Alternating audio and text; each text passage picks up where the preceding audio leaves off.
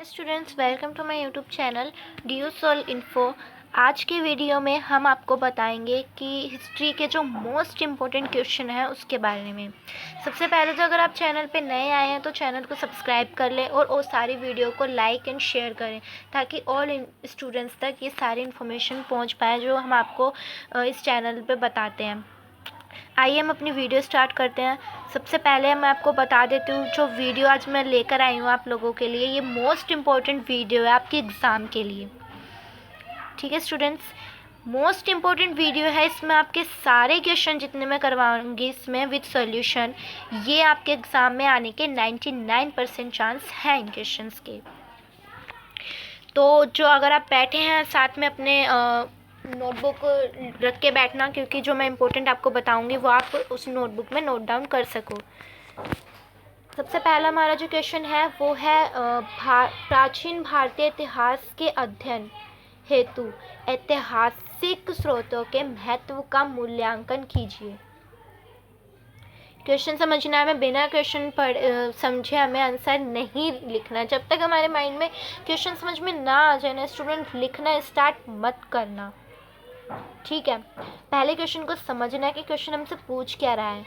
ये नहीं कि भाई स्टार्टिंग की 2 लाइनें देखी, ठीक है क्वेश्चन में पूछ जा रहा है और आंसर लिखना स्टार्ट कर दिया। नहीं, ऐसा मत करना। ऐसी कोई भी गलती मत करना जिससे आपके मार्क्स जो है वो कटे। हम चाहते हैं ज़्यादा से ज़्यादा मार्क्स आपके आएँ, आप एग्ज़ाम में पास हो, इसलिए हम आपके लिए वीडियो भी लेकर आए। इस चैनल को सब्सक्राइब करना ताकि जो हम और वीडियो आपके लिए लेकर आए उसके आपकी नोटिफिकेशन आपके फ़ोन पर आ जाए। तो हमारा जो पहला क्वेश्चन है ये, प्राचीन भारतीय इतिहास के अध्ययन हेतु ऐतिहासिक स्रोतों के महत्व का मूल्यांकन कीजिए। यानी कि जो हमारा प्राचीन जो भारतीय इतिहास है, यानी कि जो हमारी हिस्ट्री है, हमारी इंडिया की जो हिस्ट्री है, भारत का जो इतिहास है, उसके जो महत्वपूर्ण ऐतिहासिक जो स्रोत हैं, उसके मतलब इतिहास को कैसे जाना गया हमारे भारत के इतिहास को, तो वो क्या क्या स्रोत हैं, उसके क्या क्या महत्व है, उनका क्या महत्व है, तो ये हमें इस क्वेश्चन में पूछा गया है।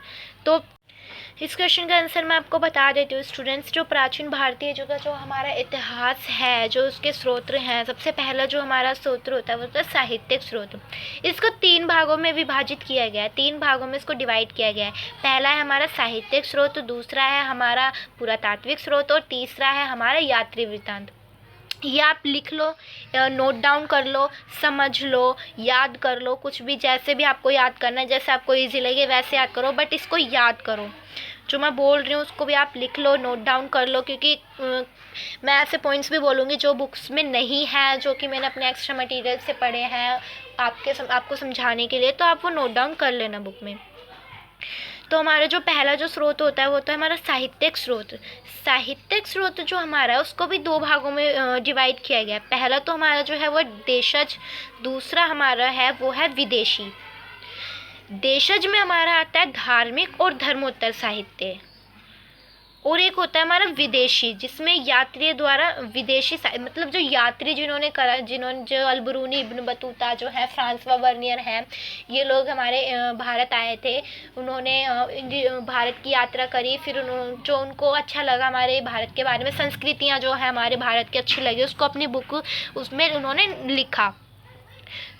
तो पहले हमारा साहित्यिक जो स्रोत है उसको, जो हमारा पहला पार्ट है वो देशज, उसमें है देशज में हमारे धार्मिक ग्रंथ होते हैं हमारे, जो ब्राह्मण जो होते हैं, बौद्ध होते हैं, जैन साहित्य, इन सब में इसको विभाजित किया गया है जो हमारा धार्मिक जो ग्रंथ हैं। सबसे पहला हमारा आता है ब्राह्मण साहित्य। ब्राह्मण साहित्य में जो हमारे वेद हैं वो आते हैं, और महाकाव्य जो रामायण है, महाभारत है, इसमें क्या होता है भारत की जो संस्कृति है इसके बारे में आपको बताया गया है। वेद में आपको भारत के बारे में पता, इंडिया की जो संस्कृति है, कल्चर है, उसके बारे में आपको पता चला है। और ब्राह्मण वेद कि जो ब्राह्मण साहित्य है इसका जो प्रचार है वो कैसे हुआ, मतलब पहले पहले के जो मुनि वगैरह थे उन्होंने सुना इसको, जनश्रुति के माध्यम से इसका जो विकास हुआ है, फिर धीरे धीरे इसको लिखे जाने लगे। इन स्रोतों को पहले सुना, फिर राइटरों ने लिखा, इनको अपनी बुक में लिखा, फिर धीरे धीरे इनका विकास होता गया। रामायण महाभारत इनको भी पहले सुना, दो जो महाकाव्य इनके भी श्लोक जो पहले सुने, उसके बाद इनको पुस्तकों में लिखा। फिर जो हमारी भारत जो इस कल्चरल है, हमारी आर्थिक सामाजिक धार्मिक जीवन के बारे में, इस सब में भी महाकाव्य में भी हमारा बताया गया। दूसरा जो हमारा होता है बौद्ध साहित्य। बौद्ध साहित्य भी हमारा जो है एक साहित्य जो स्रोत है, इम्पोर्टेंट स्रोत होता है। ये भी जो हमारा बौद्ध साहित्य था स्टूडेंट्स, इसको भी दो भागों में बांटा गया था, यानी कि पाली में जो त्रिपिटक 3 पुस्तकें थी। इसको अंडरलाइन कर लेना स्टूडेंट्स, ये हमारे जो मोस्ट इम्पोर्टेंट पॉइंट है। अब जब आप आंसर लिखते हो ना, तो क्या करना चाहिए, बौद्ध साहित्य लिखा। उसके बाद ज़रूरी नहीं है कि जैसे इसमें लिखा है वैसे एज इट इज़ लाइन लिखोगे, नहीं, इम्पोर्टेंट लाइन आपको पॉइंट बना के पहले ऊपर लिखनी है। इम्पोर्टेंट लाइन इसमें यह है कि जो पाली के त्रिपिटक 3 पुस्तकें हैं, ये इसकी मोस्ट इम्पोर्टेंट लाइन है, ज़रूर लिखना, ये आंसर में ज़रूर आनी चाहिए, सबसे टॉप पर आनी चाहिए, क्योंकि जो ये जो लाइन है ना, इससे आपका इंप्रेशन अच्छा जमता है एग्जामिनर के आगे। लिखने का भी तरीका होता है, वो भी हम आपको वीडियो में बताएंगे। अभी तो हम ये क्वेश्चन आंसर करवा रहे हैं, उसके बाद हम आपको एग्ज़ाम का पैटर्न, एग्ज़ाम में कैसे क्वेश्चन अटैम्प्ट करना चाहिए, इसकी भी वीडियो आप लोगों के लिए लेकर आएंगे, इसकी वीडियो भी हम बनाएंगे। तो उसके बाद हमारा बौद्ध साहित्य में त्रिपिटक वाली जो लाइन है, विनय पिटक, सुत्त पिटक और अभिधम्म पिटक जो है हमारा, उसके ये 3 पिटक हैं जो कि बौद्ध साहित्य को जानने के लिए जो हमारा स्रोत है। उसके बाद आता है हमारा जैन साहित्य। जो जैन साहित्य है, ये माना जाता है कि आमतौर पर, मतलब जो जैन साहित्य है, इसके भी संस्कृत भाषा में इसके जो कि साहित्यिक हैं वो मिले गए। जैन जो हमारा जो जैन साहित्य है, यानी कि जैन धर्म को जानने के लिए ये जो हमारा जैन साहित्य, जो हमारा जैन, इसको माना जाता है कि इसको लास्ट टाइम, यानी कि अंतिम बार जो इसको 5वीं और 6वीं शताब्दी में गुजरात के बल्लवी में संकलित किया गया था। ठीक है, प्राकृत में रचित ये ग्रंथ महावीर के काल में बिहार और उत्तर प्रदेश के राजनीतिक इतिहास के पूर्ण निर्माण संबंधी उपयोग एवं महत्वपूर्ण जानकारियां से भरे हैं। ये लाइन इम्पोर्टेंट है, मोस्ट इम्पोर्टेंट लाइन है ये, स्टूडेंट्स समझ लेना इसको। तो जो जैन साहित्य है उसमें आपकी इम्पोर्टेंट लाइन यही आएगी सबसे पहले, जो है कि कितने जो 5वीं और 6वीं शताब्दी में गुजरात के बल्लवी में ये संकलित किया जाता है। ये जो छोटा सा पैराग्राफ है, आप पूरा भी लिख दोगे आंसर में तो ये वो भी इम्पोर्टेंट है, बट जो बाकी के जो आपको लगे कि पॉइंट्स नहीं लिखने चाहिए वो मत लिखना। वैसे पूरा इंपॉर्टेंट है, ये पूरा पैराग्राफ लिख देना। धर्मोत्तर साहित्य में आपके आते हैं कि जो धर्म से जुड़े जो साहित्य हैं, यानी कि अधिकांश जो धर्मोत्तर साहित्य थे वो धर्मशास्त्र, जीवन चरित्र, इतिहास, राजनीतिक और व्याकरण, शास्त्रीय संस्कृत साहित्य और कई वैज्ञानिक कार्यों के रूप में है।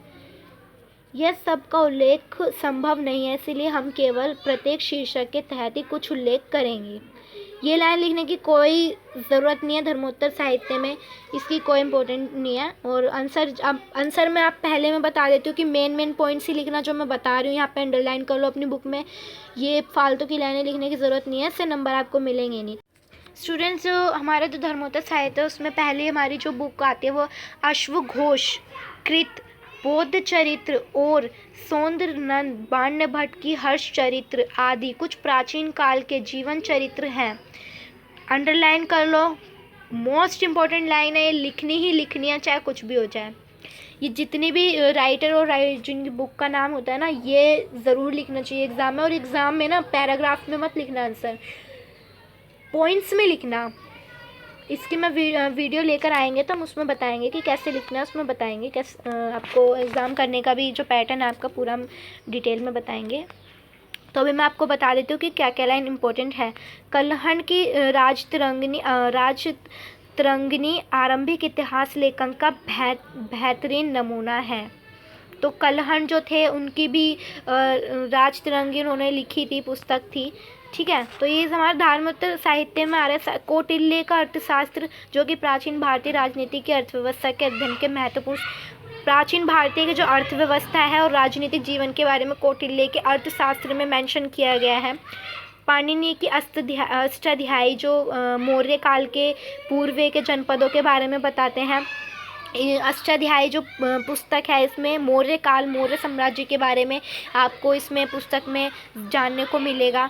ठीक है, तो और जो आर्यभट्टीय और वारामिहिर का तो जो है आर्यभट्ट का आर्यभट्टीय और वाराहमिहिर का वृहत साहित्य महत्वपूर्ण खगोल शास्त्रीय ग्रंथ है। वही चकर संहिता और सृष्टि संहिता प्रमुख साहित्य ग्रंथ है। ठीक है, तो ये भी आपके इम्पोर्टेंट लाइन है, ये भी आप उसमें लिख लेना।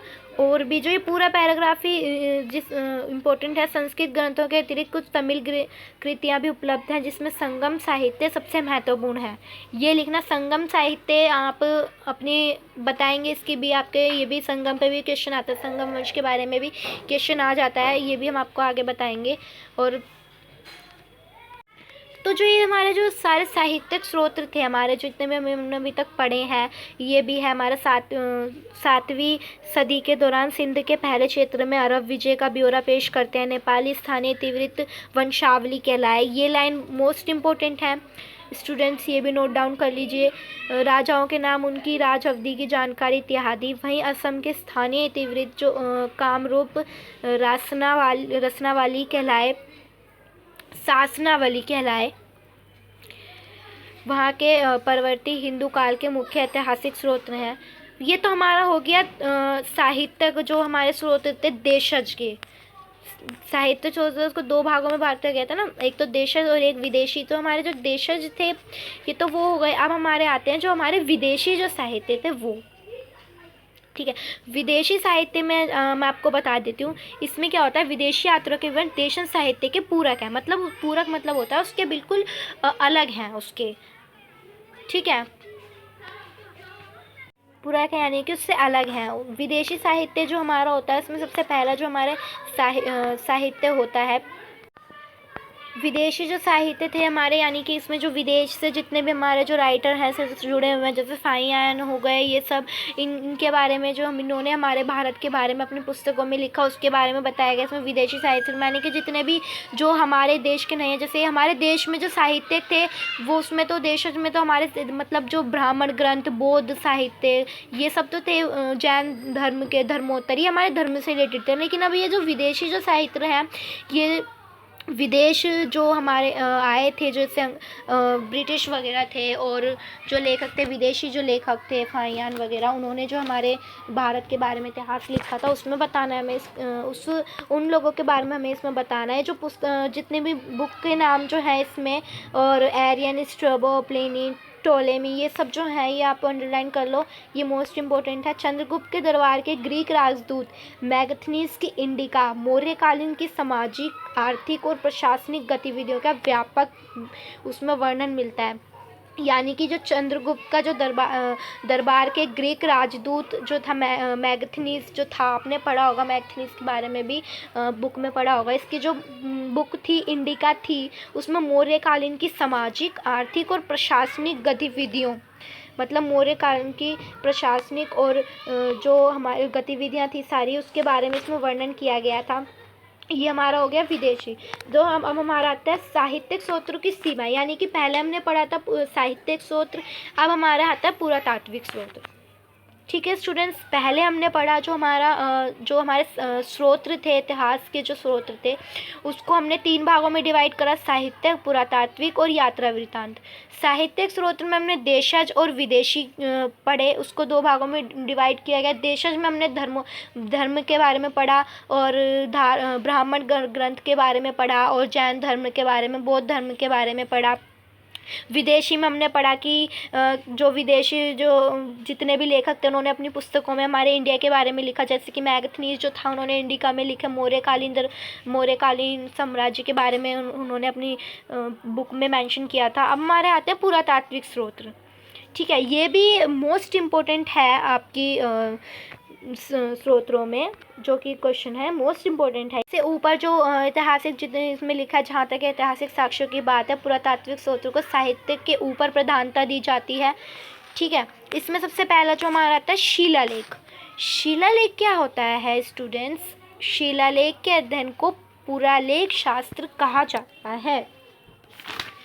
ये इम्पोर्टेंट लाइन है, अंडरलाइन कर लो, रट लो, कहीं से भी याद कर लो, कुछ भी करो, इम्पोर्टेंट लाइन है ये स्टूडेंट्स, अंडरलाइन कर लो, मोस्ट इम्पोर्टेंट लाइन है ये शिलालेख वाला जो टॉपिक है ना, ये भी बहुत इंपॉर्टेंट है, इस पर अलग से भी क्वेश्चन आ जाता है स्टूडेंट्स। कि शिलालेख के बारे में बताया, मैंने देखा है, अलग से क्वेश्चन भी आ जाता है, तो ये इम्पोर्टेंट है। शिलालेख क्या होता है कि जिसमें हमें इतिहास संबंधी हमारे ज्ञान का इतिहास को हमारा जो इतिहास है, हिस्ट्री है, उसको संबंधी हमारे ज्ञान का सबसे विश्वसनीय, यानी कि जिस पे हमें विश्वास कर सकते हैं, जो इतिहास को जानने का जो स्रोत है शिलालेख है, इसमें हम विश्वास कर सकते हैं। क्योंकि कैसे विश्वास कर सकते हैं? शिलालेख क्या होता है? पत्थर के जो टुकड़े होते हैं, खंबे होते हैं, चट्टानें होती हैं, तांबे की प्लेटें होती हैं, इमारतें होती हैं, दीवारें, इन पे जो उत्कीर्ण, यानी कि जो इन पे उत्कीर्ण होता है स्टूडेंट्स, जैसे कि उन पे जो गड़े होते हैं, जो खंबे चट्टानें वगैरह जो होती हैं, और जो ये चट्टानें पत्थर के टुकड़े होते हैं, इन पे निशान होते हैं कुछ, जिनसे हमें पुरानी चीज़ों को पहले के लोग अनपढ़ गंवार थे, पढ़े लिखे नहीं थे, तो उनके जो साक्ष्य जो मिले, इससे समझने की कोशिश करी इतिहास के बारे में कि क्या था।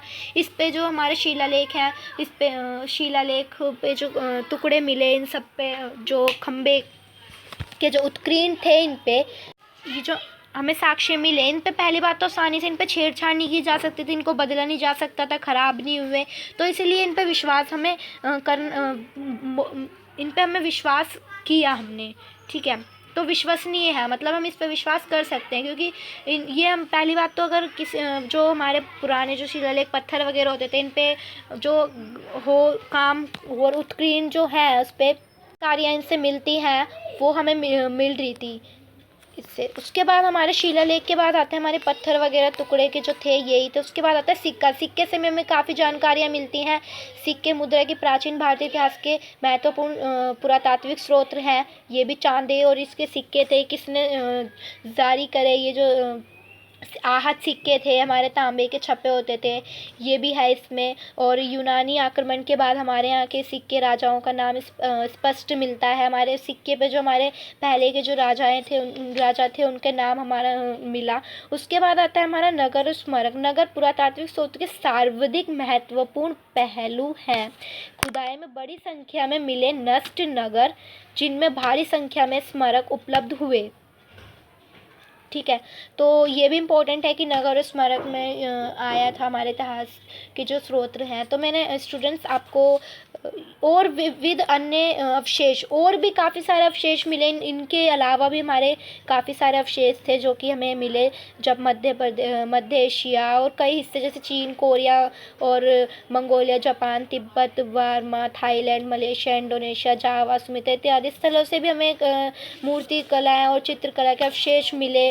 बौद्ध मठ, स्तूप और भग्नावशेष, हिंदू और बौद्ध देवी देवताओं की प्रतिमाएं हमें मिली। तो ये भी एक जानने का हमारा स्टूडेंट्स। तो ये तो आपका पहला क्वेश्चन था कि जो मैंने बताया आपको इतिहास को जानने के लिए कौन कौन से स्रोत थे, महत्वपूर्ण स्रोत थे। आपका मैंने पहला क्वेश्चन आज कंप्लीट करवा दिया है। ये बहुत इम्पोर्टेंट क्वेश्चन है स्टूडेंट्स, ये ज़रूर आप कर लेना। और भी इम्पोर्टेंट क्वेश्चन की वीडियो हम आपको लेकर आएंगे। सबसे पहले तो आप चैनल को सब्सक्राइब कर देना, वीडियो पे लाइक कर देना, कमेंट करके बताना अगर आपका कोई डाउट है तो आप कमेंट करना, आपके कमेंट्स को पढ़ा जाएगा और आपके डाउट्स को रिलेटेड वीडियो भी हम यूट्यूब चैनल पे लेकर आएंगे। ओके स्टूडेंट्स, बाय, हम नेक्स्ट वीडियो में मिलते हैं।